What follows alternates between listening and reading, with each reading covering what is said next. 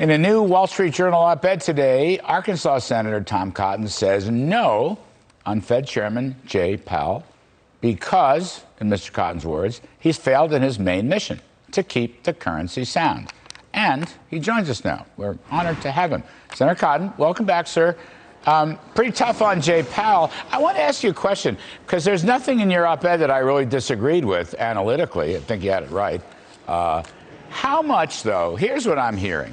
Climate change and diversity and equity are the new buzzwords inside the halls of the Federal Reserve.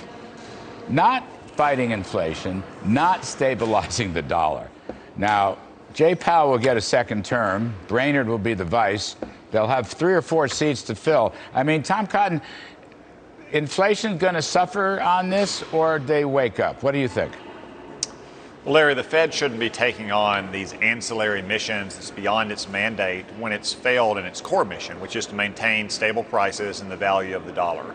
We're at 6% inflation right now. That's the highest rate in 30 years. Joe Biden has sent up some crazy ideologues to fill his administration. I've opposed all of them. Jay Powell is not that. He's not an ideologue.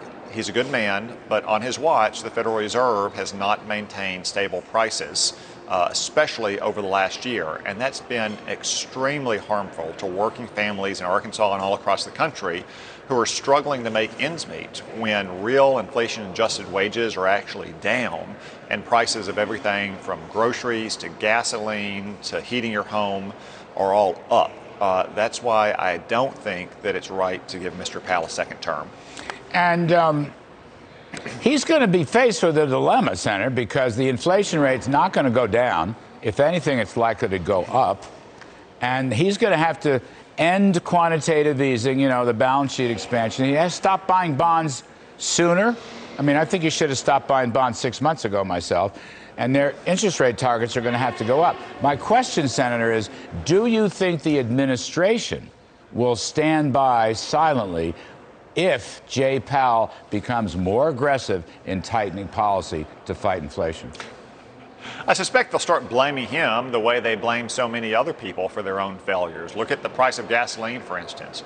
Joe Biden blames oil companies, who he's trying to put out of business and trying to regulate them off of federal lands and federal waters. He's trying to blame OPEC, when in reality it's Joe Biden's policies that have made the price of gasoline increase. He's trying to blame businesses for the supply chain shortages that are largely a making of his own policies. So if the Fed does finally begin to unwind the radical monetary policies of the last several years, I suspect that Joe Biden will again blame someone else for problems of his own making. Yeah, he'll go after the Fed. Presidents love to go after the Fed. He'll go after Powell. I don't think he was in love with Powell in the first place, Mr. Cotton, but that's just my own speculation. By the way, I'm surprised because you said Jay Powell's a good guy. I know him quite well. I had lunch with him constantly while I was in office. But what surprised me was the Fed's been running an emergency policy long after the emergency of the pandemic and the economy is over. In other words, we didn't need the $2 trillion fiscal spending package last winter. We didn't need the Fed pump priming. I mean, they all missed the boat. The emergency was over. The economy was booming. Yeah, and Larry, some of this emergency policy goes well before the pandemic of early last spring. It was one thing to take unprecedented action on both fiscal and monetary policy during an unprecedented once-in-a-century pandemic.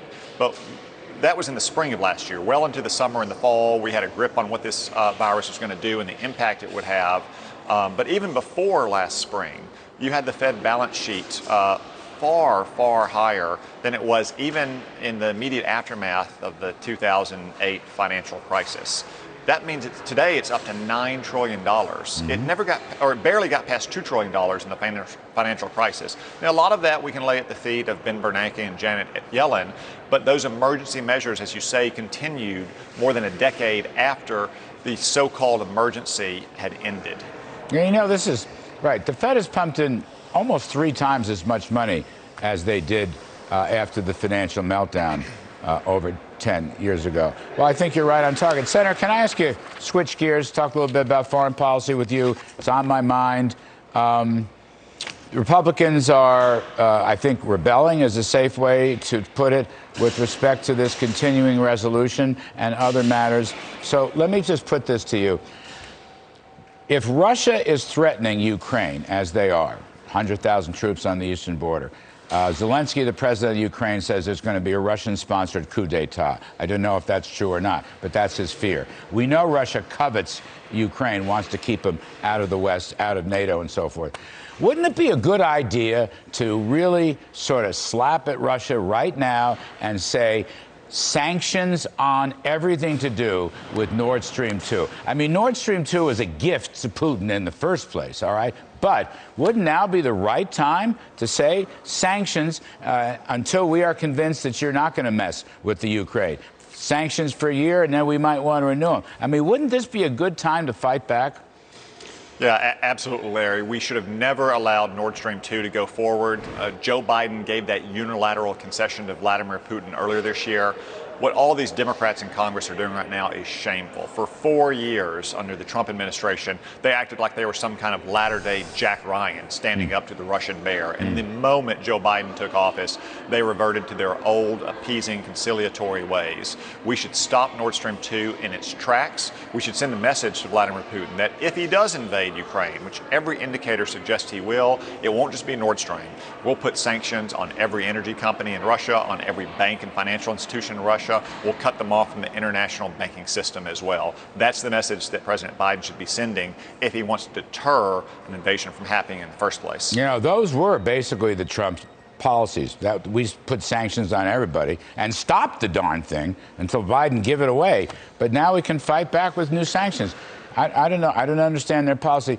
Last one, Senator, regarding the big monstrosity of social spending and taxing and whatnot.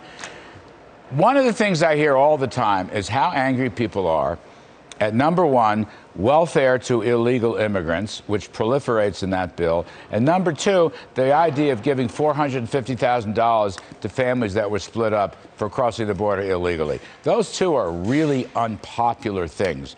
What are you thinking there? Can that be put to good use and stop this bill? Well, saying that it's unpopular to give $450,000 in reparations payments to migrants who cross in their country illegally is putting it mildly, Larry. The Democrats will give welfare payments to illegal migrants in this bill, in addition to giving huge tax breaks to wealthy mansion owners in places like California and New York. Those things are one of the reasons why they're not moving forward in the Senate. It's not just Joe Manchin who has a problem with the overall amount of spending in the bill. The Democrats have lots of disagreements on what's pretty unpopular issues like welfare for illegal migrants or tax cuts for rich mansion owners in California. Well, Senator, you know what I say? Real simple. Save America, kill the bill. It's about Amen. as simple as that can be. Amen. Thank you, sir. Thanks for coming back on. Thank you, Larry.